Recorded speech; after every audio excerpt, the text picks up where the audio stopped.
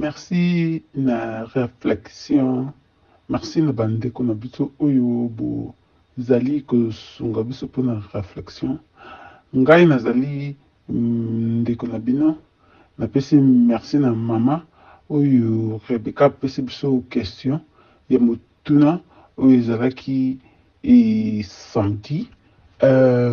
Nanga nalingi naloba boye mpona bagene na biso ya basi to comme ya mibali. Moi, contribution mokie naza nango. Maman, merci d'abord. Na sujet au kitoko yo bandeli biso ou bandi ko pesa biso. Ngai na lingi ko loba yete toza nango besoin to lingi ekola. Ekola na sujet oyo bandaki femme de valeur partout maman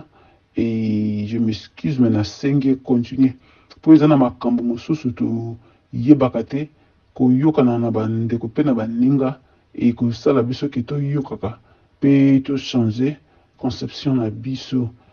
na pesi merci na question oyo ya bana oyo ke biso to komisi ba bana bandeko po ba bala na te eza d'abord ndenge famille na famille zo ko mema bana na bango na ndako eza d'abord famille na famille ndenge zo ko pesa éducation na ndako éducation bandaka na ndako alors ba papa ba camarade belé ba maman ba camarade belé et ça rappelle ba mélange moko ya kitoko te oke bana bayebi susu te banani bazali banani et nazo koloba lisusu ke avant baba nananu ko bala avant nanu baba nananu ko ba responsabilité ya bato bango moko baza ba responsable na bango ndenge nini et responsabilité bandaka na ndako to tika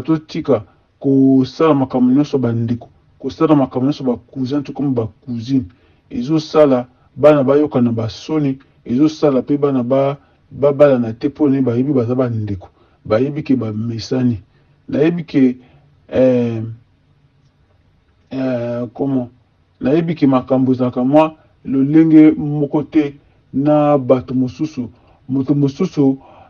bakozala na bango tranquille na ba voisin po bana na bango bakutana na bala na bango bato mosusu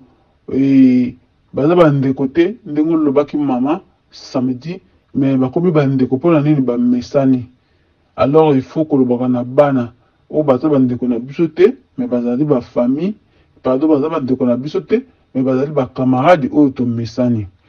bana bayeba baresponsabilité na bango soki ake mwasi ya kozala mwasi mobali mpe ayeba baresponsabilité na ye soki ake libala ndenge akozala mobali wana mpena mama eza réponse ka ya mokinga na pesi mais nazali na besoin mpena masolo oyo econtinue po moto na toza to on apprend toujours toyebi ya mingi te moto na moto akoki kotia tolo te alobaka yebi ya mingi aza te boteya biso merci mama bana bazali wana bana bazala basi bazala mayele kosakana na bango te po batika bango bazwa mosusu garçon nyonso alingaka banda via sika garçon nyonso alingaka abanda na mwasi oyo ki abanda makambo nyonso ya sika mais mwasi fille oyo ki copinage ewumeli omona moto akoki kosakana sakane na yo aya kobimisela yo elongi ya sika alors bana basi soki baza patiente na vie na bango na barelation na bango et patience wana ekomema bafruit moko ya bien